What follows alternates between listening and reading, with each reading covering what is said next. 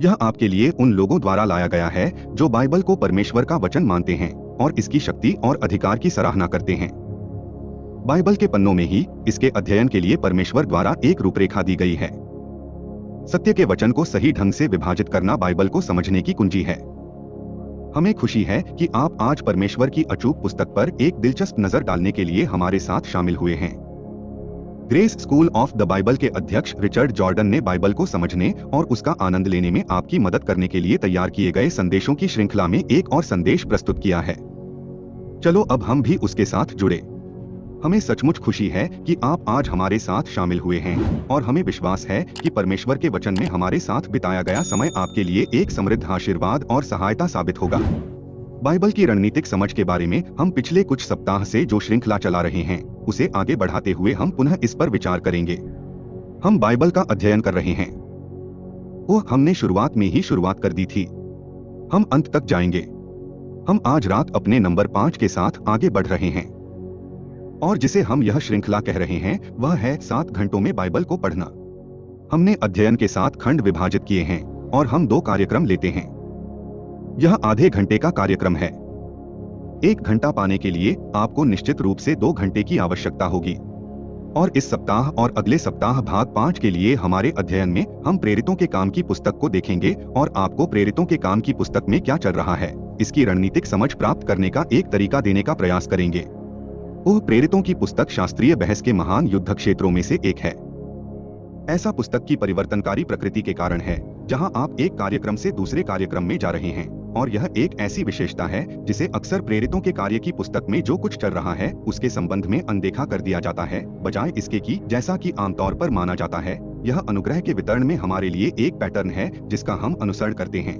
वह रूप निर्धारित करता है जिसमें हमें अनुग्रह के वितरण में खुद को संचालित करना है।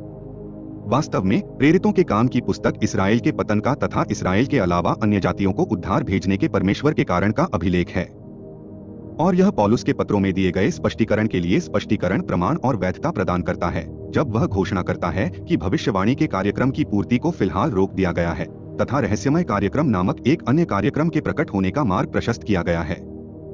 जैसा कि हमने अध्ययन किया है, आपको शायद याद होगा कि प्रेरितों के काम अध्याय 3 में पतरस कहता है कि जो बातें हम तुमसे प्रेरितों के काम 3 में कह रहे हैं वे वही हैं जो संसार के आरंभ से सभी पवित्र भविष्यद्वक्ताओं के मुख से कही गई हैं। पौलुस कहता है कि वह जो प्रचार कर रहा है वह रहस्य के प्रकाशन के अनुसार यीशु मसीह है जिसे संसार के आरंभ से गुप्त रखा गया था, परंतु अब उसे प्रकट किया गया है जिसका प्रचार संसार के आरंभ से सभी पवित्र भविष्यद्वक्ताओं द्वारा किया गया था। कुछ ऐसा जो दुनिया के शुरू होने से ही गुप्त रखा गया था। कुछ नहीं बोला गया, कुछ बोला गया। कुछ ऐसा जो ज्ञात न हो, कुछ बात उजागर हुई। खैर, ये दोनों बातें एक नहीं हैं। और जो कुछ तुम्हारे पास प्रेरितों के काम की पुस्तक में है वही तुम्हारे पास है। प्रेरितों की पुस्तक भविष्यवाणी से शुरू होती है।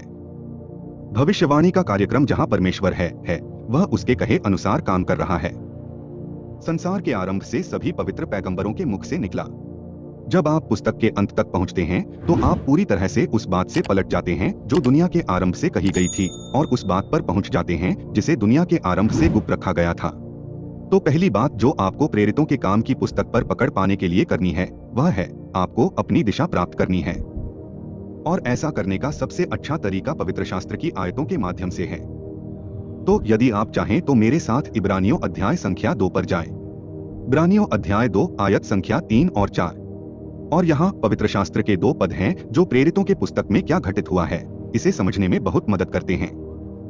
अब हमें चॉकबोर्ड निकालना होगा क्योंकि यदि मैं इसका आरेख बना सकूं तो एक बार कुछ लोगों ने मुझे बताया था, केवल एक व्यक्ति ने नहीं बल्कि अनेक लोगों ने। दरअसल कई साल पहले एक महिला और उसके पति ने मुझे पत्र लिखकर कहा था कि हम आपको चॉकबोर्ड मैन कहते हैं क्योंकि आप हर समय चॉकबोर्ड का उपयोग करते हैं। खैर, चॉकबोर्ड मैं पुराने स्कूल हूँ। आप जानते हैं, आप पावर पॉइंट और इस तरह की अन्य फैंसी चीजों का उपयोग कर सकते हैं, लेकिन मैं अभी भी, आप जानते हैं, चाक से उड़ान भरना पसंद करता हूँ। लेकिन मुद्दा यह है कि क्या आपको किसी प्रकार का दृश्य प्रदान किया जा सकता है। इससे बहुत सारे शब्द बच जाएंगे। इब्रानियों अध्याय संख्या 2 आपको प्रेरितों की पुस्तक की समय अवधि के दौरान क्या हो रहा है इस पर पकड़ बनाने में मदद करता है। पद संख्या 3 को देखिए। इब्रानियों अध्याय 2 आयत संख्या 3। अब हम कैसे बचेंगे? यह परमेश्वर का प्रेरित वचन है। यह परमेश्वर अर्थात पवित्र आत्मा लिख रहा है। कोई पूछता है, इब्रानियों की पुस्तक किसने लिखी? क्या आपने कभी ध्यान दिया है कि सभी पत्रों में हर पत्र में यूहन्ना के अलावा पहला शब्द आपको बताता है कि इसे किसने लिखा है। इब्रानियों का आरंभ परमेश्वर से होता है। तो अब आप जानते हैं कि इब्रानियों की पुस्तक किसने लिखी। हे परमेश्वर, आप कहते हैं, अच्छा, किसी के बारे में क्या? आपको और किसकी परवाह है? इब्रानियों 2:3। यदि हम उस महान उद्धार की उपेक्षा करें तो हम कैसे बच सकते हैं, जिसकी चर्चा सबसे पहले प्रभु ने की थी और उसके सुनने वालों के द्वारा हमें इसकी पुष्टि मिली। मत्ती, मरकुस, लूका और यूहन्ना की पुस्तकों में प्रभु यीशु मसीह ने उद्धार के विषय में बात की थी। यदि हम इतने महान उद्धार की उपेक्षा करें तो हम कैसे बचेंगे? मैं यहाँ फिर से ऐसा करने जा रहा हूँ। यदि आप हमारे साथ अध्ययन कर रहे हैं तो आप जानते हैं कि पौलुस ने बाइबल को अतीत में विभाजित किया है, तो फिर उसने ऐसा किया है। लेकिन कभी कभी उसे युगों तक इंतजार करना पड़ता है। प्रेरित पौलुस ने पवित्र शास्त्र को इसी प्रकार विभाजित किया है, अर्थात परमेश्वर के वचन को सही ढंग से कैसे विभाजित किया जाना चाहिए, इस बारे में उसकी समझ यही है। खैर, मत्ती से यूहन्ना तक की पुस्तकें प्रभु यीशु मसीह की इस्राएल राष्ट्र के प्रति की गई सांसारिक सेवकाई के समय के बारे में हैं। अब यदि आप इब्रानियों की पुस्तक के 2 अध्याय की 3 आयत को देखें तो हम कैसे बच सकते हैं यदि हम उस महान उद्धार की उपेक्षा करें, जिसकी चर्चा सबसे पहले प्रभु के द्वारा हुई और जिसकी पुष्टि हमें उनके द्वारा हुई जिन्होंने उसे सुना। परमेश्वर ने भी अपनी इच्छा के अनुसार चिन्हों और अद्भुत कामों और पवित्र आत्मा के नाना प्रकार के वरदानों के द्वारा उनकी गवाही दी। तो आपके पास मसीह का क्रूसीकरण है। यहाँ पर मसीह का स्वर्गारोहण दिखाया गया है। पवित्र आत्मा यहाँ प्रेरितों के पुस्तक में आता है। इब्रानियों की पुस्तक का लेखक यहाँ पिन्तेकुस्त की पुस्तक के इस ओर है। वह प्रेरितों के पुस्तक में कहीं है और वह मत्ती, मरकुस, लूका और यूहन्ना में जो कुछ घटित हुआ है उसे देख रहा है। वैसे यदि आप 5वीं आयत को देखें तो उसने आने वाले संसार को स्वर्गदूतों के अधीन नहीं किया है। ध्यान से देखिए कि हम क्या कह रहे हैं। इब्रानियों की पुस्तकें प्रकाशित वाक्य के माध्यम से यहाँ फिट बैठती हैं। वे ऊपर देख रहे हैं। इब्रानियों की पुस्तक के लेखक के अनुसार वे आने वाले संसार के बारे में बात कर रहे हैं। तो यहाँ जो हो रहा है वह यह है कि यह व्यक्ति मसीह की पृथ्वी पर की गई सेवकाई की ओर देख रहा है और इस समय अवधि की प्रतीक्षा कर रहा है। वह क्लेश का समय है जब मसीह वापस आएगा और अपना राज्य स्थापित करेगा। इसीलिए हम कहते हैं कि ये क्लेश संबंधी पत्रियां हैं। यदि हम ऐसे महान उद्धार की उपेक्षा करें तो हम कैसे बच सकते हैं, जिसकी चर्चा सबसे पहले प्रभु ने की और फिर उसके सुनने वालों ने हमें इसकी पुष्टि की और परमेश्वर ने भी चिन्हों और अद्भुत कामों और नाना प्रकार के आश्चर्य कर्मों और पवित्र आत्मा के वरदानों के द्वारा इसकी गवाही दी। प्रारंभिक काल में यहाँ के लोग बहुत थे। इब्रानियों 2:3 और 4 बहुत स्पष्ट है।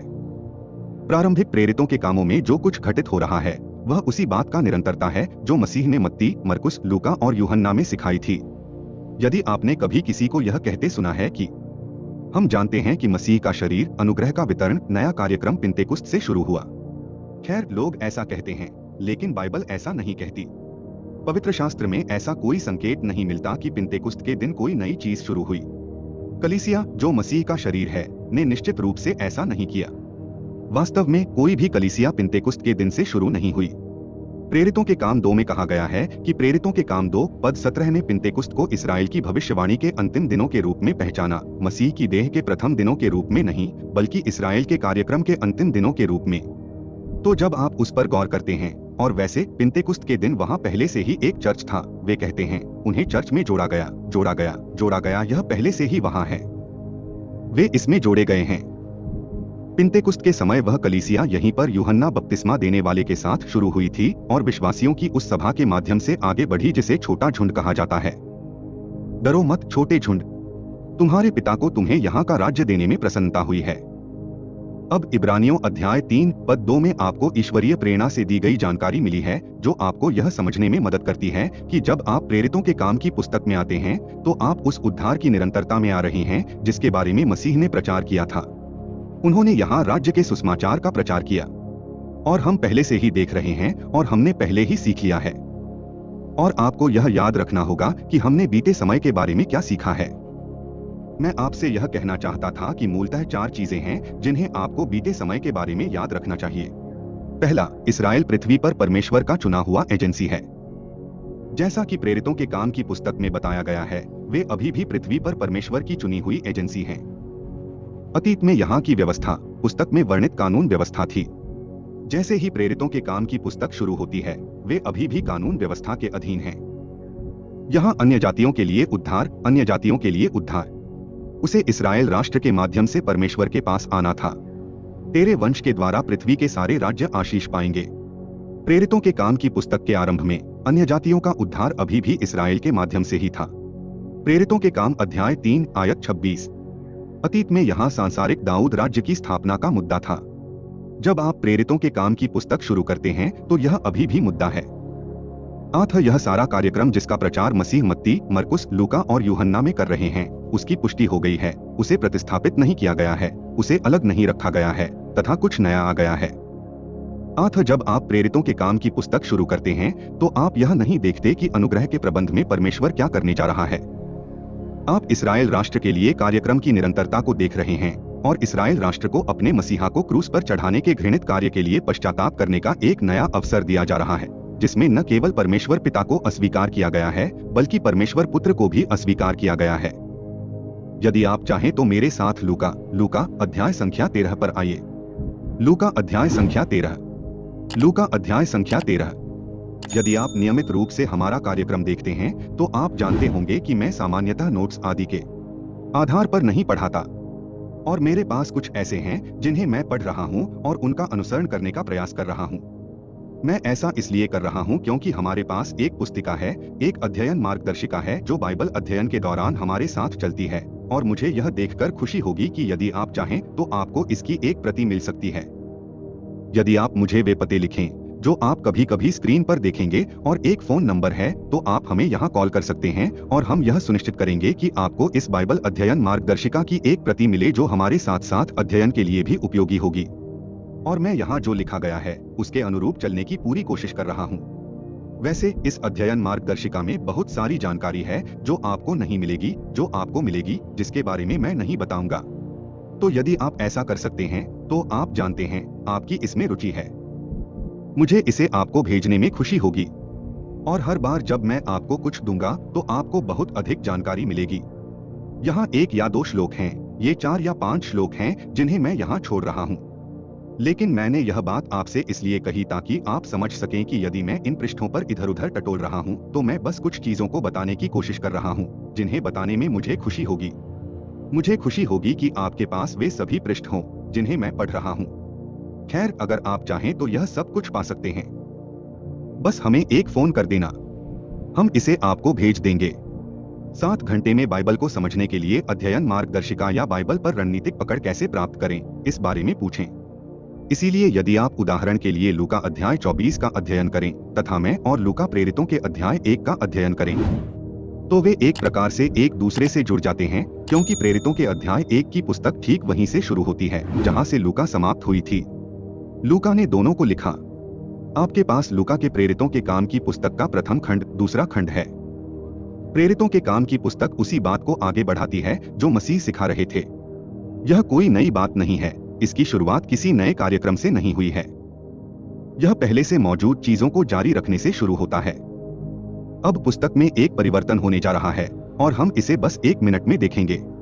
जब आप यहाँ पर प्रेरित पौलुस की सेवकाई में आते हैं, बाद में प्रेरितों के काम की पुस्तक में, जब आप वहाँ आते हैं जहाँ प्रेरित पौलुस तरसुस का शाऊल दमिश्क के मार्ग पर बचाया जाता है, तब कुछ नया शुरू होता है। तब यह कार्यक्रम जिसे रहस्य कहा जाता है, यह कार्यक्रम जो प्रकट नहीं किया गया था।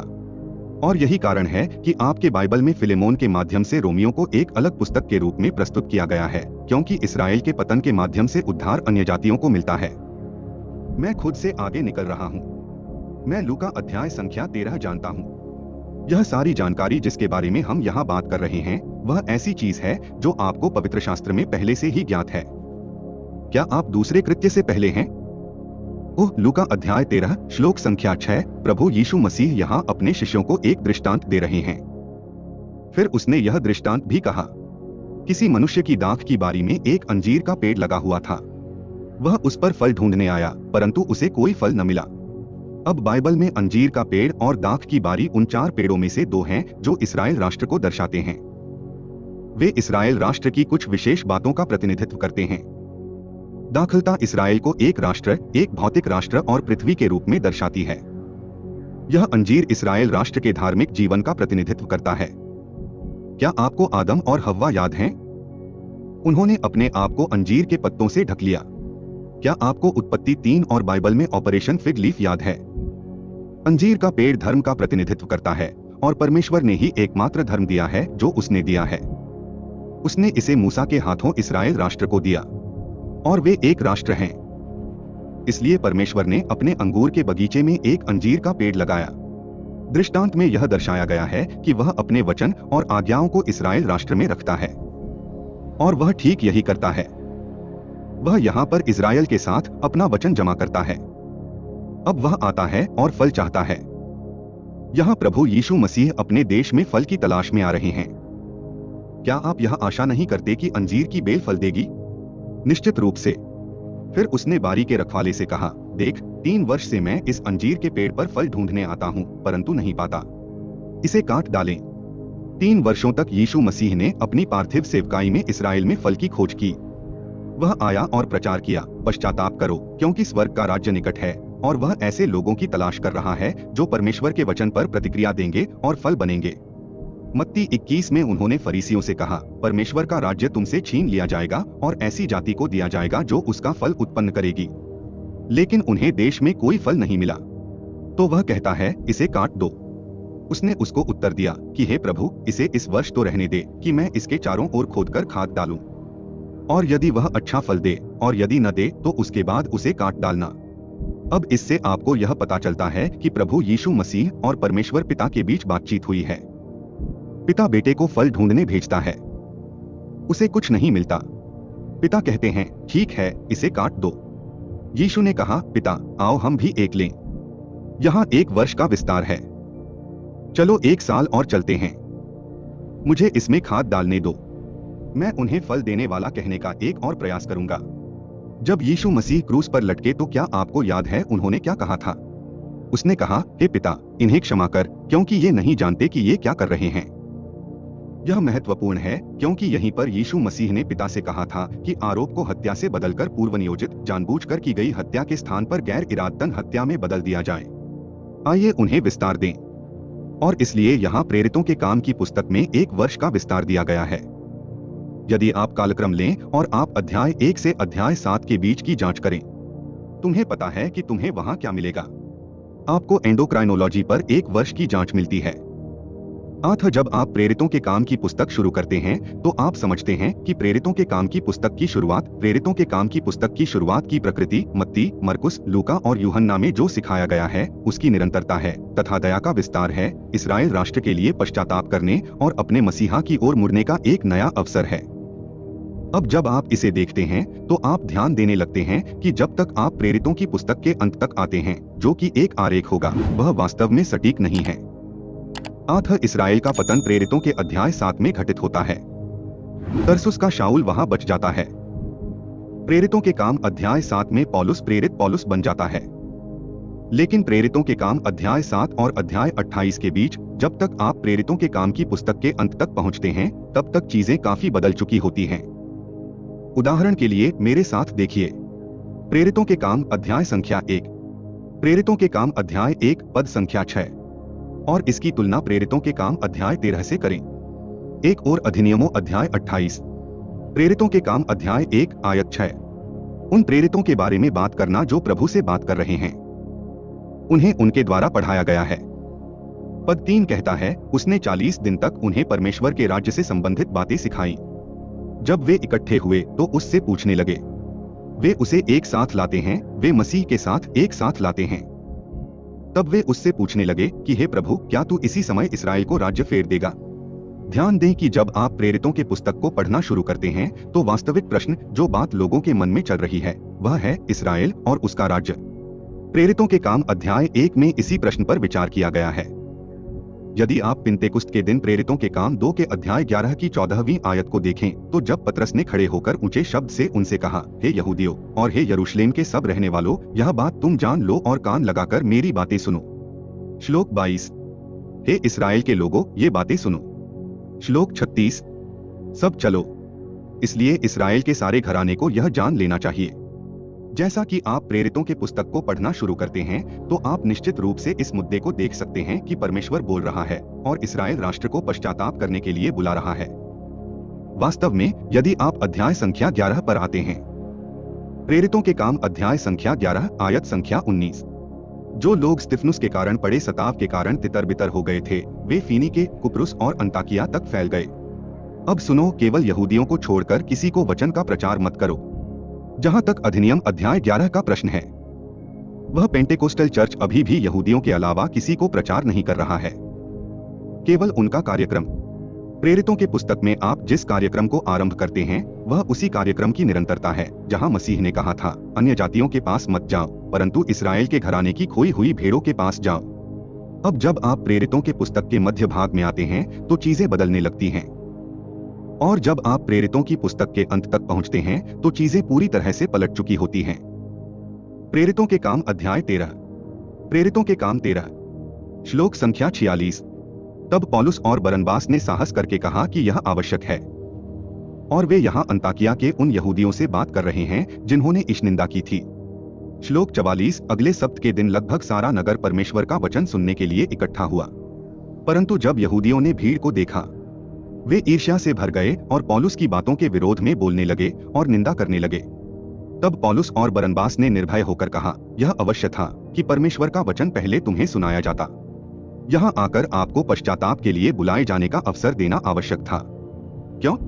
क्योंकि उन पर दया का विस्तार किया जा रहा था, परंतु जबकि तुम उसे त्याग देते हो और अपने आप को अनंत जीवन के योग्य नहीं समझते, तो देखो हम अन्य जातियों की ओर फिरते हैं। ध्यान दें कि पौलुस अन्य जातियों के पास जा रहा है, न कि इस्राएल के राज्य की महिमा में उत्थान और उनके मसीहा को स्वीकार करने और उस पर भरोसा करने के माध्यम से। पौलुस ने कहा, तुम्हारे इनकार के बावजूद हम अन्य जातियों के पास जा रहे हैं। देखिए, पौलुस कहता है, इस्राएल के पतन के माध्यम से अन्य जातियों को मुक्ति मिली है। मैंने कहा, यह उससे भिन्न है जो पहले इस्राएल के उदय के समय था। उद्धार का राज्य अन्य जातियों को जाता है। जब आप प्रेरितों के पुस्तक के अंत तक अर्थात प्रेरितों के अध्याय 28 तक पहुंचते हैं तो वह यात्रा पूरी हो जाती है।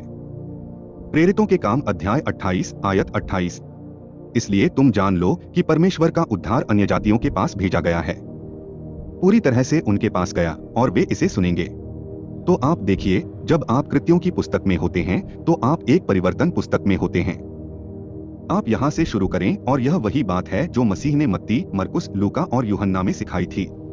यह भविष्यवाणी कार्यक्रम की अगली कड़ी है। यह इस्राएल राष्ट्र के लिए दया का विस्तार है तथा राष्ट्रों के लिए आशीर्वाद का माध्यम बनना है। लेकिन प्रेरितों के काम की पुस्तक के अंत तक इस्राएल राष्ट्र को पूरी तरह से अलग कर दिया गया है और उद्धार अन्य जातियों को दिया जा रहा है, जबकि इस्राएल का कोई भी उल्लेख नहीं है। अब इसीलिए जब आप प्रेरितों के काम के अध्याय 2 में वापस आते हैं तो पौलुस पतरस कहेंगे, पश्चाताप करो और तुम में से हर एक को पापों की क्षमा के लिए यीशु मसीह के नाम पर बपतिस्मा लेना चाहिए। और जब आप प्रेरितों के काम के अध्याय 10 पर आते हैं, जब वह कुरनेलियुस के पास जाता है, कुरनेलियुस को जल बपतिस्मा लिए बिना ही पवित्र आत्मा प्राप्त हो गया। प्रेरितों के अध्याय 2 के 38 में कहा गया है कि आपको पश्चाताप करना होगा, विश्वास करना होगा, मसीहा पर भरोसा करना होगा और बपतिस्मा लेना होगा, और फिर आपको प्रेरितों के काम 10 में पवित्र आत्मा का संपूर्ण उपहार मिलता है।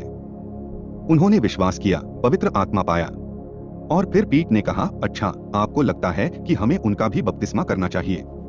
अब यदि आप भ्रमित होना चाहते हैं तो बस दूसरे और 10वें अंक को लें और उन्हें फिट करने का प्रयास करें।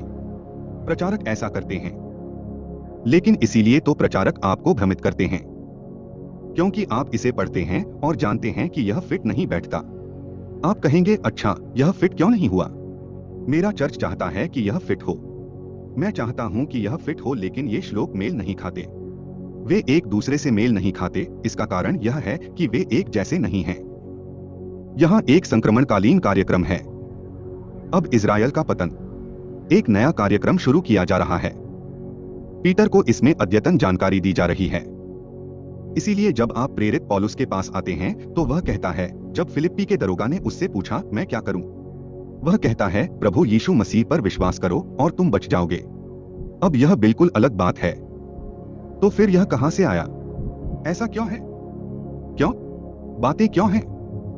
आप देखिए, प्रेरितों के पुस्तक में एक परिवर्तन हो रहा है और परिवर्तन प्रेरितों के पुस्तक में सीमा रेखा जहां परिवर्तन शुरू होता है वह प्रेरित पौलुस के उद्धार और नियुक्ति के साथ है। अब वहां 3 जबरदस्त हैं। प्रेरितों के काम की पुस्तक में 3 महत्वपूर्ण बिंदु हैं। एक है पिन्तेकुस्त के दिन पवित्र आत्मा का उंडेला जाना, क्योंकि यहीं से नई वाचा का उद्घाटन होता है।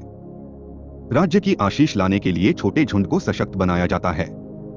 फिर प्रेरितों के काम अध्याय 7 में स्तिफनुस के विरुद्ध धर्मत्यागी इसराइल द्वारा की गई चिल्लाहट है और उसी समय इसराइल का पतन हो जाता है।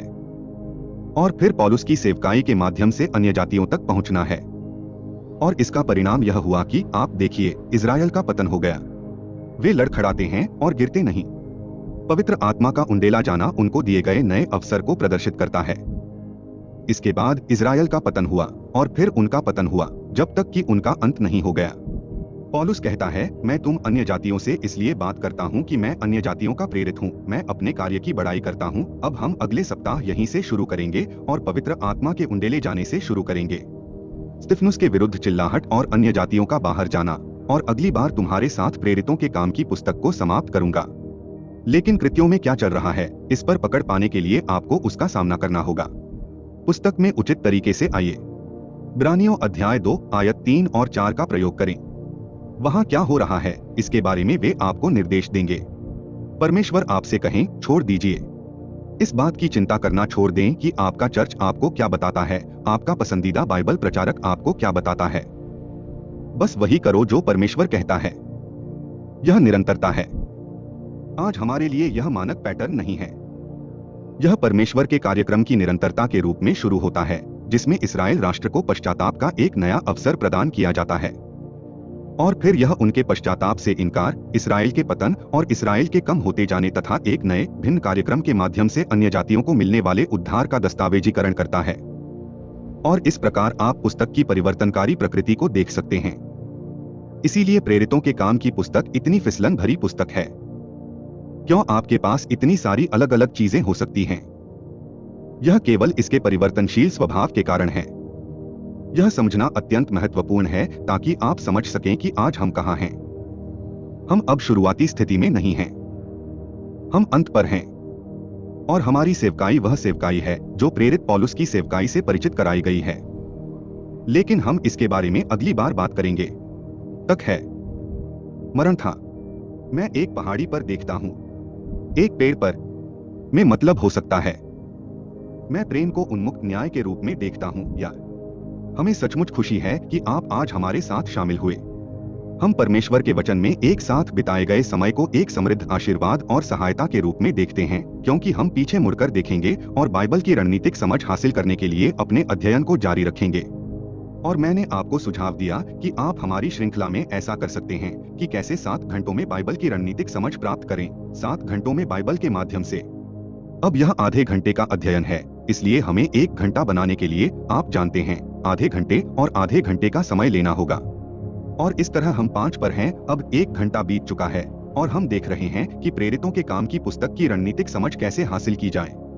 और यह अत्यंत महत्वपूर्ण है कि आप समझें कि नए नियम के पवित्र शास्त्र के अध्ययन में प्रेरितों की पुस्तक किस प्रकार भूमिका निभाती है। प्रेरितों के काम की पुस्तक धर्मशास्त्रीय चर्चा में एक आम युद्ध क्षेत्र है। और ऐसा इसलिए है क्योंकि पुस्तक की प्रकृति एक संक्रमणकालीन पुस्तक की है। प्रेरितों के काम की पुस्तक में अक्सर इस विशेषता को अनदेखा कर दिया जाता है। लोग प्रेरितों के काम की पुस्तक को आज हमारे लिए एक आदर्श के रूप में देखते हैं और सोचते हैं कि यह कितनी सामान्य है। वास्तव में यह सच है। प्रेरितों के पुस्तक के प्रति यह मानक दृष्टिकोण है कि हम प्रेरितों के पुस्तक और पिन्तेकुस्त की घटनाओं आदि को देखें तथा हमें पीछे जाकर इसे आज के लिए मानक के रूप में उपयोग करने की आवश्यकता है। लेकिन जब आप पुस्तक का अध्ययन करना शुरू करते हैं तो आप शुरू करते हैं। आप पाएंगे कि प्रेरितों के काम की पुस्तक आज हमारे लिए मानक नहीं है, विशेष रूप से आरंभिक प्रेरितों के काम, क्योंकि यह वास्तव में एक अभिलेख है कि किस प्रकार परमेश्वर ने इस्राएल राष्ट्र को पश्चाताप करने और अपने मसीहा पर विश्वास करने का एक नया अवसर प्रदान किया, और जब उन्होंने इसे अस्वीकार कर दिया तो उसने उन्हें अलग कर दिया। और वह कैसे इस्राएल के द्वारा नहीं, अपितु उसके बावजूद अन्य जातियों के पास उद्धार भेजने में न्यायी और धर्मी था। आठ प्रेरितों के कार्य की पुस्तक एक अत्यंत महत्वपूर्ण पुस्तक है जिसे आप पुस्तक के आरंभ में ही पढ़ सकते हैं, और मैंने आपको सुझाव दिया था कि इब्रानियों अध्याय संख्या 2, और यदि आप वहां देखें तो पद संख्या 3 और 4 वे पद हैं जो आपको विशेष रूप से प्रारंभिक प्रेरितों के कार्य की समझ प्राप्त करने में सहायता करेंगे। और जब मैं आरंभिक प्रेरितों के काम कहता हूँ तो मैं प्रेरितों के काम की पुस्तक के पहले 7 अध्यायों की बात कर रहा हूँ। पेंटेकोस्टल युग जैसा कि इब्रानियों अध्याय 2 पद संख्या 3 में बताया गया है। हम कैसे बचेंगे यदि हम ऐसे महान उद्धार की उपेक्षा करें जिसके बारे में सबसे पहले प्रभु ने कहा था, और उसके सुनने वालों ने हमें इसकी पुष्टि की, और परमेश्वर ने भी अपनी इच्छा के अनुसार चिन्हों और अद्भुत कामों और नाना प्रकार के चिन्हों और अद्भुत कामों और पवित्र आत्मा के वरदानों के द्वारा उनकी गवाही दी। यदि मैं यहाँ दिए गए आरेख पर एक चित्र बनाऊं और एक समय रेखा बनाऊं और उस श्लोक को लेकर उससे एक समय रेखा बनाने का प्रयास करूं तो यह इतना सरल है कि लोगों को उलझन हो सकती है। वह कहता है, यदि हम उस महान उद्धार की उपेक्षा करें जिसके विषय में सर्वप्रथम प्रभु ने कहा था, तो हम कैसे बचेंगे? ये हैं मत्ती, मरकुस, लूका और यूहन्ना की पुस्तकें और हमारे प्रभु की पृथ्वी पर की गई सेवकाई। प्रभु ने कुछ बातें कहनी आरंभ की। उन्होंने मोक्ष का उपदेश दिया। इसकी शुरुआत यूहन्ना बैप्टिस्ट से हुई। इसका अर्थ है पश्चाताप करो, क्योंकि स्वर्ग का राज्य निकट आ गया है। वे एक राज्य मसीहा के आने और एक शाब्दिक, भौतिक, दृश्यमान, सांसारिक दाऊदी राज्य की स्थापना करने के विषय में प्रचार कर रहे थे कि कुछ ऐसा क्रोध आएगा जिससे वह इस्राएल राष्ट्र को बचाएगा, और यह क्रोध यहाँ आएगा और तब तेरा राज्य आएगा। और जब वे यहाँ राज्य का सुसमाचार प्रचार करते हैं, यह शुभ समाचार की राज्य निकट आ गया है। यूहन्ना बपतिस्मा देने वाले के बारे में लूका अध्याय 16 पद 16 में कहा गया है कि यूहन्ना बपतिस्मा देने वाले राजा के समय तक व्यवस्था और भविष्यद्वक्ता यहाँ थे, परंतु उस समय से परमेश्वर के राज्य का प्रचार किया जा रहा है और सब लोग उसकी ओर दौड़े चले आते हैं। यह मुद्दा बन गया। फिर यीशु मसीह की मृत्यु हो गई। वह आता है और मसीह वही संदेश उठाता है कि पश्चाताप करो। वह 12 प्रेरितों को चुनता है। वे उपदेश देते हैं, पश्चाताप करो क्योंकि स्वर्ग का राज्य निकट आ गया है। और फिर वे विश्वासियों का एक छोटा झुंड इकट्ठा करते हैं, और वह छोटा झुंड, यीशु ने कहा, हे छोटे झुंड मत डरो, तुम्हारे पिता को तुम्हें राज्य देने में प्रसन्नता हुई है। तो मत्ती, मरकुस, लूका और यूहन्ना में यही मुद्दा है। फिर यीशु मसीह मर जाता है। इस्राएल ने उसे अस्वीकार कर दिया। वे उसे नहीं चाहते, इसलिए वे कहते हैं, हमारे पास कोई राजा नहीं होगा, लेकिन सीजर इस आदमी को नहीं रखेगा। तो वह मर जाता है। उसका पुनरुत्थान होता है, वह स्वर्ग में चढ़ जाता है, और फिर पिंतेकुस्त के दिन वह उन पर पवित्र आत्मा भेजता है। आस पास अब इब्रानियों अध्याय 2 पद 4 इसी के विषय में बात कर रहा है। और वह कहता है, हम कैसे करेंगे? यदि हम भाग जाएं तो क्या ये यहूदी विश्वासी भी भाग जाएंगे? क्या? यदि हम उस महान उद्धार की उपेक्षा करते हैं जिसके विषय में सबसे पहले प्रभु ने कहा था, तो इस राज्य में जाने के लिए इस बेड़े से बच निकलना कठिन है। जो बातें यहाँ आरंभिक प्रेरितों के समय में और कम से कम प्रेरितों के कार्य 1 से 7 में प्रचारित की जा रही हैं, वे बिल्कुल वही बातें हैं जिनका प्रचार मसीह ने यहाँ किया था। वे हमें उनके द्वारा पुष्ट किए गए हैं जिन्होंने उसे सुना, अर्थात परमेश्वर, अर्थात पवित्र आत्मा ने उनके साथ गवाही दी। किसी को यह कहने का मौका न दें कि दूसरे, तीसरे, चौथे, 5वें, 6ठे और 7वें अंक में कुछ नया शुरू हुआ है। ऐसा किया था। परमेश्वर के अनुसार, परमेश्वर के वचन के अनुसार इसमें कुछ भी नया नहीं है। कोई कहता है पिंतेकुस्त चर्च का जन्मदिन है। पिंतेकुस्त किसी भी चीज का पहला दिन नहीं है। प्रेरितों के काम 2 का 17 में कहा गया है कि ये अंतिम दिन है, प्रथम दिन नहीं। पिंतेकुस्त के दिन कोई भी चर्च जन्मा नहीं है। जैसा कि कहावत है, कलीसिया पिंतेकुस्त के दिन थी। वे चर्च में जुड़ गए। यदि कोई चीज पहले से मौजूद है तो आप उसमें कुछ नहीं जोड़ते। कम से कम इब्रानियों अध्याय 2 के अनुसार जो कलीसिया वहां है वह यहीं से शुरू हुई थी। अब यदि आपकी चर्च परंपरा आपको कुछ अलग बताती है तो आप अपनी चर्च परंपरा पर विश्वास करने के लिए स्वतंत्र हैं, लेकिन यह समझ लीजिए कि आप चर्च की परंपरा पर विश्वास कर रहे हैं, बाइबल की आयतों पर नहीं। अब मुझे पता चला कि यह इब्रानियों अध्याय संख्या 2 पद 3 और 4 है। और जब आप मत्ती, मरकुस, लूका और यूहन्ना का अध्ययन करते हैं तो आप कहते हैं कि प्रकाश और जानकारी पाने के लिए यह एक अजीब जगह है। लेकिन देखिए, परमेश्वर का वचन ऐसा ही है। सारी जानकारी पाने के लिए आपको परमेश्वर के संपूर्ण वचन का अध्ययन करना होगा। क्या यह दिलचस्प नहीं है कि परमेश्वर ने इब्रानियों की पुस्तक से एक आयत ली जो यहाँ पर उपयुक्त बैठती है।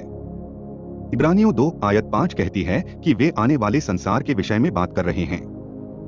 इब्रानियों की पुस्तक यहाँ से एक आयत लेती है और इसे समझाने के लिए इसे यहाँ वापस जोड़ देती है। इसका कारण यह है कि यहाँ जो चीजें हैं वे वहाँ भी लागू होती हैं तथा वहाँ जो है वह यहाँ भी इसी का विस्तार है। आप कहते हैं लेकिन हम कहाँ हैं? खैर, हम अनुग्रह के दायरे में हैं।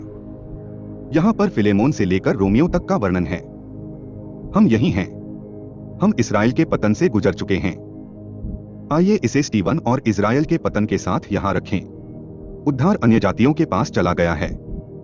तरसुस के शाऊल ने पौलुस को प्रेरित बनाया और पौलुस बन गया। पौलुस ने कहा, मैं तुम अन्य जातियों से इसलिए बात करता हूँ क्योंकि मैं अन्य जातियों का प्रेरित हूँ। मैं अपने कार्य की बड़ाई करता हूँ। और यहाँ पर आपको मसीह के शरीर का निर्माण एक ऐसे कार्यक्रम में देखने को मिलता है जिसे रहस्य कहा जाता है। इस कार्यक्रम को यहाँ भविष्यवाणी कहा जाता है। भविष्यवाणी वह है जो संसार के आरंभ से लेकर अब तक सभी पवित्र भविष्यद्वक्ताओं के मुख से कही गई है। इसका संबंध इस्राएल राष्ट्र के माध्यम से पृथ्वी पर अपना राज्य स्थापित करने की परमेश्वर की योजना और उद्देश्य से है।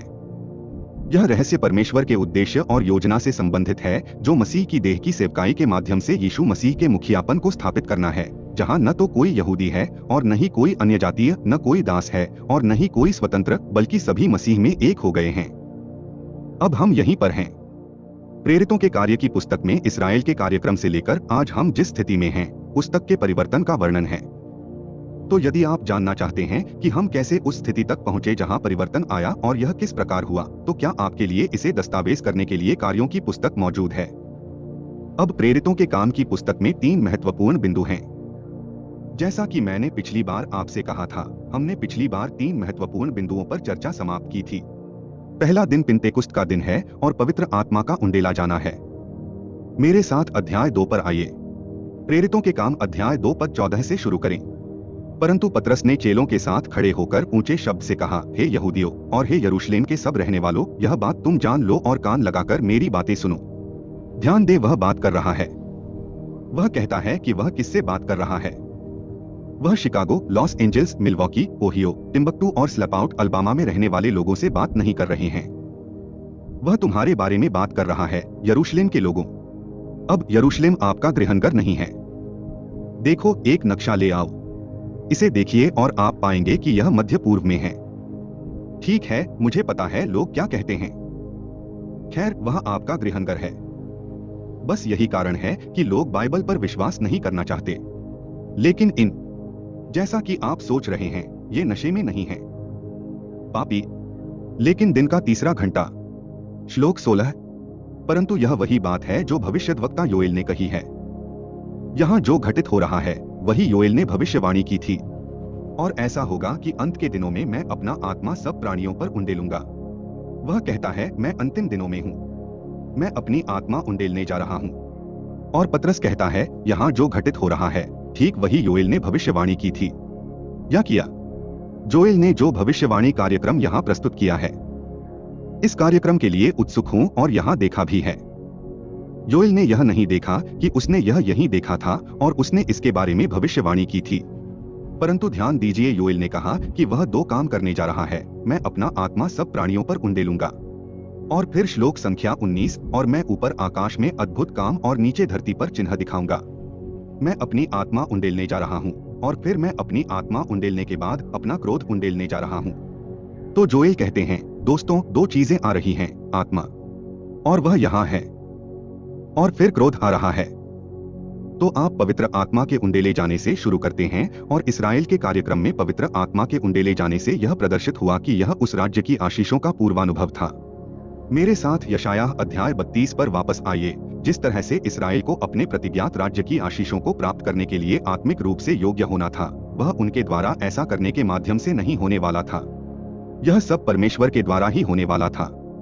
नई वाचा, यहाँ की नई वाचा और पुरानी वाचा के बीच का अंतर यह है कि पुरानी वाचा में कहा गया था, यह करो और तुम जीवित रहोगे, और आप ऐसा नहीं कर सके। नया नियम कहता है, मैं जानता हूँ कि तुम ऐसा नहीं कर सकते, इसलिए मैं अपनी आत्मा तुम में डालूंगा और तुम्हें ऐसा करने के लिए प्रेरित करूंगा। और इस्राएल के साथ नई वाचा के नए नियम का मूल कार्य यह है कि परमेश्वर अपनी आत्मा के द्वारा उन्हें अलौकिक रूप से सशक्त करने जा रहा था ताकि वे उसकी आज्ञाओं का पालन करें और वह राष्ट्र बने जिसे उसने उन्हें चुना था। वह उन्हें अपने आत्मा के द्वारा धर्मी ठहराएगा और पवित्र करेगा तथा उन्हें आत्मिक योग्यता प्रदान करेगा कि वे वही बने जो उसने उन्हें चुना है। और यहीं से इसकी शुरुआत होती है। और वह जो कर रहा है वह यह है कि वह उस छोटे से समूह को एक राष्ट्र बनने के लिए सशक्त बना रहा है जो उस राज्य को प्राप्त कर सकता है। जैसा कि पैगंबर ने कहा था, यशायाह 32 देखो, एक राजा धर्म से राज्य करेगा और हाकिम न्याय से शासन करेंगे, वे उस राज्य की ओर दृष्टि लगाए रहेंगे। श्लोक संख्या 15।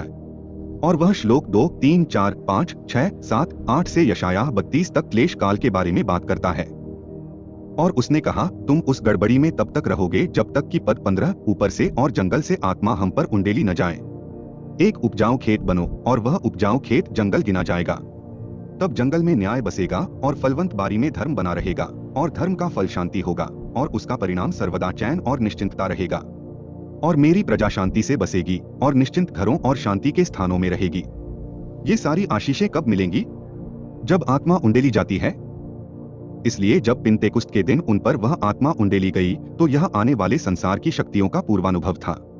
इब्रानियों 6 में कहा गया है कि प्रेरितों के काम 2 अध्याय में भी यह इस तथ्य का प्रदर्शन था कि यीशु मसीह को इसराइल के मसीहा के रूप में पिता के दाहिने हाथ पर विराजमान किया गया है। प्रेरितों के काम अध्याय 3, अध्याय 2। और वैसे यहाँ वापस आकर जब वे आत्मा से भर गए तो वे सब अन्य भाषाएं बोलने लगे, अन्य भाषाएं जो आत्मा ने उन्हें बोलने की सामर्थ्य दी। यदि आप प्रेरितों के काम 2 पद 5 से 11 को देखें तो आप देखेंगे कि वहाँ यरूशलेम में रहने वाले लोग पिन्तेकुस्त के पर्व के लिए विभिन्न राष्ट्रों से, वहाँ 12-15 विभिन्न भाषा समूह थे जो वहाँ बैठे थे जब उन्होंने अन्य भाषाओं में बात की। तुम्हें पता है वे क्या कर रहे हैं? यहेजकेल अध्याय संख्या जकरियाह अध्याय 8 आयत 20 से 23 कहती है, उस राज्य में सब भाषा बोलने वाली जातियों में से 10 मनुष्य आएंगे और उस यहूदी कहलाने वाले को पकड़ लेंगे और कहेंगे, हम तुम्हारे संग चलेंगे क्योंकि हमने सुना है कि परमेश्वर तुम्हारे साथ है। अब यदि एक यहूदी के पास 10 अलग अलग भाषा बोलने वाले समूह आए और वे चाहते हैं कि वह उन्हें उपदेश दे तो आपको क्या करना होगा? आपको विभिन्न देशों की विभिन्न भाषाओं में बोलने में सक्षम होना होगा। आप देख सकते हैं कि परमेश्वर की आत्मा ने इसराइल राष्ट्र को जो अन्य भाषाओं का उपहार दिया है वह उत्पत्ति 11 में बेबीलोन की भाषाओं के भ्रम के अभिशाप का प्रतिकार करने के लिए है, ताकि वे उस संदेश को ले सकें और यहाँ सभी विभिन्न भाषा समूहों में इसका प्रचार कर सकें। इसका इससे कोई लेना देना नहीं था। तो आप रविवार को एक हुटेनैनी रख सकते हैं या कुछ निजी लेबल भाषा का प्रयोग कर सकते हैं जिससे आप स्वयं को यह महसूस करा सकें कि आप ईश्वर को अधिक स्वीकार्य हैं क्योंकि आपके पास यह विशेष भाषा है। सुनो, परमेश्वर को स्वीकार्य होने के लिए और जितना आप कभी भी विशेष हो सकते हैं उतना विशेष होने के लिए आपको बस यीशु मसीह में होना है। और जब आपको विशेष महसूस कराने के लिए परमेश्वर ने अपने पुत्र के रूप में जो आपको बनाया है उसके अतिरिक्त किसी और चीज की आवश्यकता होती है तो आप कह रहे हैं कि उसका पुत्र पर्याप्त नहीं है। अरे हाँ, ईश्वर के अधिक निकट मैं उनके बेटे के व्यक्तित्व से अधिक कुछ नहीं हो सकता था, क्योंकि उनके पुत्र के व्यक्तित्व में मैं उनके जितना ही निकट हूँ। ईश्वर को मैं इससे अधिक प्रिय नहीं हो सकती, क्योंकि उनके पुत्र के रूप में मैं भी उतना ही प्रिय हूँ जितना कि वे। और यदि आपको कुछ धार्मिक अनुभव की आवश्यकता है जो परमेश्वर ने आपको मसीह में बनाया है, जो सभी आध्यात्मिक आशीषों से पूर्ण और धन्य है, तो आप जानते हैं क्या? आपका ध्यान गलत चीज पर है, क्योंकि वह धार्मिक अनुभव जीवन नहीं है, वह आनंद नहीं है और वह शांति नहीं है। यह तो बस सामान है, यह मांस है। क्या तुम इतने मूर्ख हो? आत्मा से आरंभ करके अब शरीर के द्वारा सिद्ध बना दिया गया। हाँ, मुझे पता है कि इसे ही खरगोश पथ कहा जाता है। यह मेरे संदेश का हिस्सा नहीं है, यह नोट्स का हिस्सा नहीं होगा। यदि आप लिखते हैं और अध्ययन मार्गदर्शिका प्राप्त करते हैं तो यह उसका हिस्सा नहीं होगा। यह हमारा छोटा सा खरगोश पथ है। यह कोई जैक रैबिट ट्रेल नहीं है। जैक रैबिट ट्रेल एक बड़ा ट्रेल है। यह एक छोटी सी बात है, लेकिन यह शाश्वत सत्य है। आपको मसीह में पूर्ण होने और उसके पर्याप्त होने पर स्वयं को आश्वस्त करने की आवश्यकता है। आप अपने धर्म ग्रंथ को लिखना या विभाजित करना सीखते हैं और आप धार्मिक प्रणालियों को धर्म ग्रंथ में गड़बड़ी पैदा करने की अनुमति नहीं देंगे। पवित्र शास्त्र को तोड़-मरोड़ कर आपको भ्रमित कर रहे हैं और प्रभु में दृढ़ खड़े रहने के आनंद को आपसे छीन रहे हैं। इसीलिए हम यहाँ जो कर रहे हैं वह कर रहे हैं। इसका उद्देश्य यह साबित करना नहीं है कि बाकी सभी गलत हैं और हम सही हैं। ऐसा इसलिए है कि आपके पास खड़े होने के लिए कुछ हो जो यीशु मसीह को सब कुछ बनाता है और मुझे, आपको और किसी भी अन्य को मनुष्य बनाता है। मुद्दा यह नहीं है। अब अगर तुम चाहो तो मेरे साथ वापस चलो। प्रेरितों के काम अध्याय 2 पद 30। प्रेरितों 2 का 30। सो भविष्यद्वक्ता होकर यह जानता है कि परमेश्वर ने मुझसे शपथ खाई है कि मैं तेरे वंश में से एक को शरीर के अनुसार अपने सिंहासन पर बैठाऊंगा। उसने यह पहले से देखकर मसीह के पुनरुत्थान के विषय में कहा था कि न तो उसका प्राण अधोलोक में छोड़ा जाए और न उसका शरीर सड़ने पाए। इसी यीशु को परमेश्वर ने जिलाया और हम सब इसके गवाह हैं।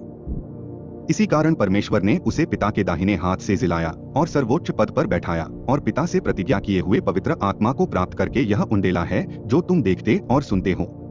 पिन्तेकुस्त यह प्रदर्शित करता है कि यीशु मसीह ही मसीहा था। परमेश्वर ने उसे उठाया और यहाँ पिता के दाहिने हाथ पर उसे ऊंचा किया है। और क्योंकि वह पिता के दाहिने हाथ पर विराजमान है, उसने पिता की प्रतिज्ञा का उपहार प्राप्त किया है और पवित्र आत्मा को भेजा है। पिन्तेकुस्त जो कर रहा है वह यह प्रदर्शित कर रहा है कि यीशु ही मसीहा है। अब श्लोक 36 पद 34। क्योंकि दाऊद स्वर्ग पर नहीं चढ़ा, परंतु उसने आप कहा कि प्रभु ने मेरे प्रभु से कहा, तू मेरे दाहिने बैठ जब तक मैं तेरे शत्रुओं को तेरे पांवों के नीचे न कर दूं। वह यहाँ बैठता है, लेकिन वह तब तक बैठा रहेगा। तब तक क्या? वह अपने शत्रुओं को वहीं अपना पादपीठ बना लेता है। अपने शत्रुओं को अपना पादपीठ बनाता है। अब यही तो श्लोक में कहा गया है। प्रेरितों के काम 2 के 36 और 37। ओह, उसने श्लोक 34, 35, 36 कहा। वह कहता है, पिता ने कहा, आओ मेरे दाहिने हाथ बैठो। तब तक बैठो जब तक मैं तुम्हारे शत्रुओं को तुम्हारे चरणों की चौकी न बना दूं। अब यह हमें प्रेरितों के काम अध्याय संख्या 7 पर ले जाता है, क्योंकि जब आप प्रेरितों के काम अध्याय संख्या 7 पर आते हैं तो आप देखते हैं कि वहां एक परिवर्तन घटित होता है। क्योंकि प्रेरितों के काम के 7वें अध्याय में स्टीफन इजराइल की सीनेट और परिषद के सामने खड़ा है। हम इसे कहते हैं, वे इसे महासभा कहते हैं, जो राष्ट्र का शासक निकाय है। और वह उन पर मसीह को क्रूस पर चढ़ाने तथा उसे अस्वीकार करने का आरोप लगाता है।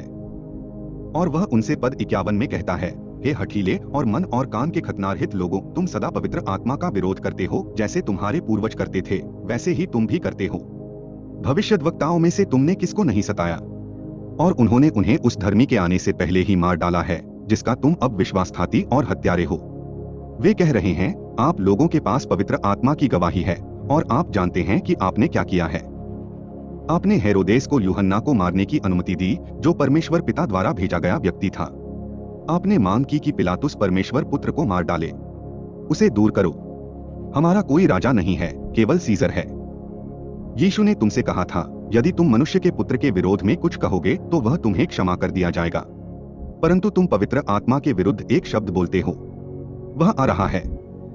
इस संसार में या परलोक में भी तुम्हें माफ नहीं किया जाएगा। क्या आपने कभी अक्षमय पाप के बारे में सुना है?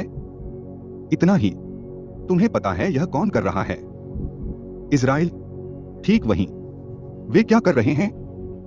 वे पवित्र आत्मा की निंदा कर रहे हैं। 1 बार, 2 बार, 3 प्रहार। खैर, यदि आप भी मेरे जैसे शिकागो के क्यूब्स प्रशंसक हैं तो आप जानते होंगे कि 3 स्ट्राइक क्या होती है ना? बाहर जाओ भाई। और आप जानते हैं कि क्या होता है। इस्राएल का पतन। पीटर कहते हैं कि तुम अकड़ू हो। वह इस्राएल और उसकी आध्यात्मिक स्थिति को अन्य जातियों के रूप में पहचानता है। अब आप जानते हैं कि इसके जवाब में वे क्या करते हैं। वे पश्चाताप नहीं करते। आप जानते हैं कि श्लोक 54 में क्या लिखा है, उन्होंने क्या किया।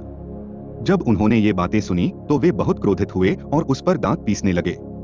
वे फिर चिल्ला उठे और उसे पत्थर मारने लगे।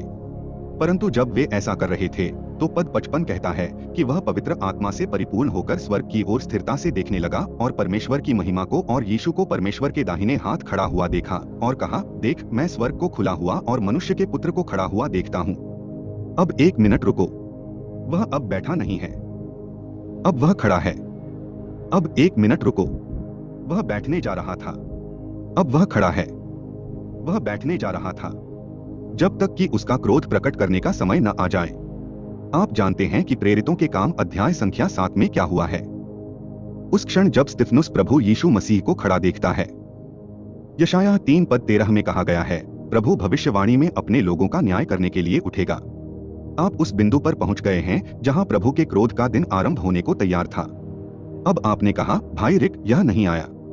मैं जानता हूं कि यह नहीं आया, लेकिन आप तो वहीं थे जैसा कि आप प्रेरितों के पुस्तक को पढ़ रहे हैं। आप उस चरम बिंदु पर पहुंच गए हैं जहां क्रोध आने के लिए तैयार है। आप कहते हैं यह क्यों नहीं आया? क्योंकि यहाँ पर प्रभु यीशु मसीह थे जिन्होंने नीचे पहुंचकर तरसुस के शाऊल को बचाया था। वह वापस आया और पृथ्वी पर अपने सबसे बड़े शत्रु को ले गया तथा उसे नष्ट करने के बजाय उसे बचा लिया, और उसने अपनी कृपा से उसे बचा लिया। मेरे साथ सबसे पहले तीमुथियुस के अध्याय 1 की आयत 13 को देखिए, जिसमें पौलुस अपने बारे में बता रहा है जो पहले एक निंदक और सताने वाला था। पौलुस यहीं पीछे खड़ा था और उन लोगों के लिए कोट पकड़े हुए था जो क्रूस पर चढ़ा रहे थे, पत्थर वाह कर रहे थे। बल्कि स्टीवन, पौलुस ने कहा, मैं पहले एक ईश निंदा करने वाला था। वह इस राष्ट्र के साथ मिलकर पवित्र आत्मा की निंदा कर रहा है। उस बारे में सोचना, यदि वह इस राष्ट्र के साथ ईश निंदा कर रहा था। क्या ईश निंदा? पवित्र आत्मा की सेवकाई यहाँ छोटे झुंड में है। तरसुस के शाऊल को बचाने के लिए इस संसार में या आने वाले संसार में कोई क्षमा नहीं है। परमेश्वर को स्वयं एक नया कार्यक्रम प्रस्तुत करना पड़ा, जिसकी भविष्यवाणी मत्ती अध्याय 12 में नहीं की गई थी, जो कि मत्ती 12 में कार्यक्रम का हिस्सा नहीं था, जहां उसने मनुष्य के पुत्र के विरुद्ध बोले गए वचन को क्षमा करने की बात की थी, परंतु पवित्र आत्मा के विरुद्ध बोले गए वचन को क्षमा न करने की बात की थी। उन्हें एक नया कार्यक्रम प्रस्तुत करना था। कार्यक्रम में ग्रेस नामक महिला को शामिल किया गया, जो पहले ईशनिंदा करने वाली और अत्याचारी थी। पद्य श्लोक 14। और हमारे प्रभु यीशु मसीह का अनुग्रह, विश्वास और प्रेम के साथ जो मसीह यीशु में है, इसीलिए हुआ, क्योंकि यह बात सच और हर प्रकार से मानने के योग्य है कि मसीह यीशु पापियों का उद्धार करने के लिए जगत में आया, जिनमें सबसे बड़ा मैं हूँ। पौलुस ने कहा, मैं पापियों में प्रमुख हूँ। जब उसने कहा वह पापियों में प्रमुख है, वह यह नहीं कह रहे थे कि वह अब तक के सबसे बुरे व्यक्ति थे। वह कह रहा है कि वह नेता है। वह विश्व विद्रोह का नेता था। वह फरीसियों का फरीसी है। वह निर्दोष रूप से व्यवस्था को छू रहा है। व्यवस्था की धार्मिकता निर्दोष है। फिलिप्पियों अध्याय 3।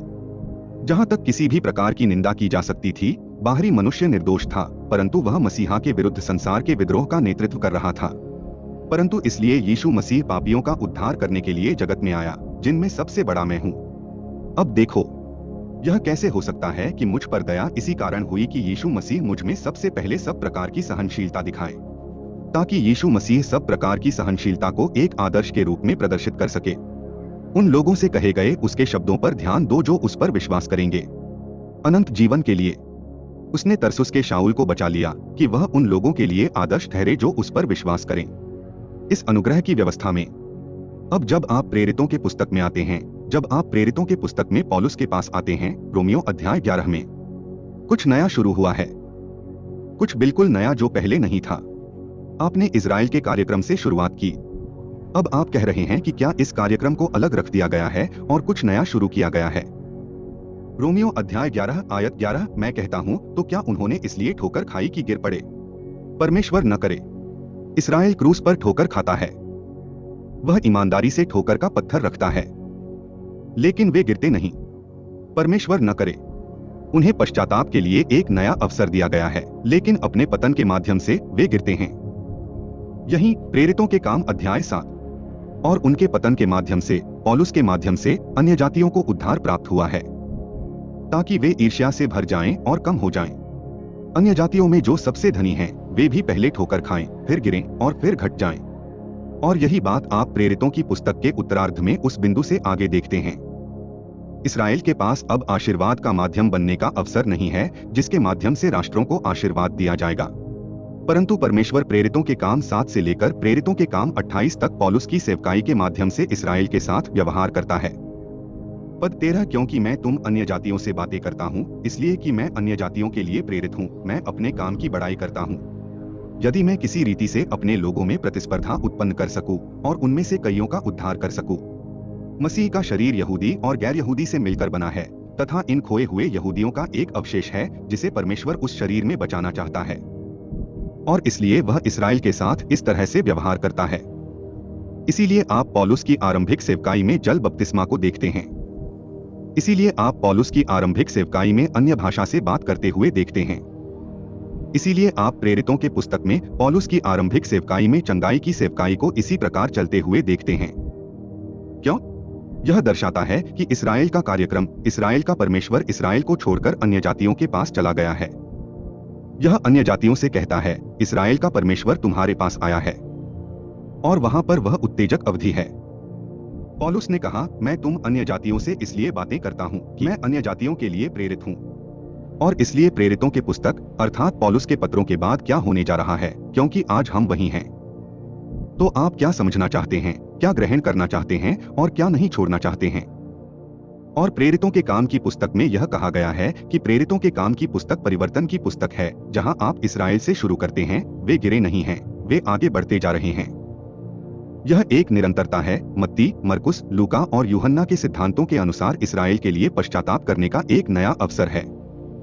और फिर वे आत्मा के प्रवाह के साथ उस तक पहुंचते हैं जो उन्हें वह राष्ट्र बनने की शक्ति देता है जिसे उसने चुना था। फिर स्टीफन के खिलाफ चिल्लाहट होती है, जहां वे उसे पत्थर मारते हैं और वह देखता है कि मसीह वहां खड़ा है, अपने क्रोध को उंडेलने के लिए तैयार। और फिर परमेश्वर उस भविष्यवाणी कार्यक्रम को ठीक उस बिंदु पर बाधित करता है जहां क्रोध गिरने के लिए तैयार होता है, और परमेश्वर उसे एक अज्ञात भविष्यवाणी वाले गुप्त कार्यक्रम के साथ बाधित करता है, जहां अपने क्रोध को उंडेलने के बजाय वह अपना अनुग्रह उंडेलता है। और इसका परिचय आपको मसीह द्वारा व्यक्तिगत रूप से वापस आकर तथा पृथ्वी पर अपने मुख्य विरोधी, संसार के विद्रोह के नेता तरसुस के शाऊल को बचाकर तथा उसे पौलुस के रूप में अनुग्रह का प्रेरित बनाकर उसी अनुग्रह का संदेशवाहक बनाकर दिया गया है, जिसका अनुभव आज आप और मैं कर सकते हैं। और हमारा आदर्श यह है कि हम पापियों के सरदार के साथ मिल जाएं और पापियों के उद्धारकर्ता पर भरोसा करें, और उसके कारण प्रेरितों की जीवन पाएं हमारे लिए नमूने नहीं हैं, बल्कि प्रेरित पौलुस की सेवकाई में नमूने हैं। और संयोग से हम अगली बार पौलुस की पत्रियों का ही अध्ययन शुरू करेंगे। क्या मैं आपको बता सकता हूं कि यदि आप इस अध्ययन के साथ आने वाली अध्ययन मार्गदर्शिका चाहते हैं तो स्क्रीन पर एक क्षण में फोन नंबर और पता उपलब्ध होगा। हमें इसे आपको भेजने में खुशी होगी। हमारी इच्छा है कि हम आपको परमेश्वर के वचन को समझने और उसका आनंद लेने में सहायता करें, ताकि परमेश्वर का वचन आपके जीवन में कार्य कर सके और फल उत्पन्न कर सके। और जीवन यीशु मसीह के कारण उत्पन्न करने के लिए डिजाइन किया गया है। हमारा साथ देने के लिए धन्यवाद। अगली बार तक मरना था।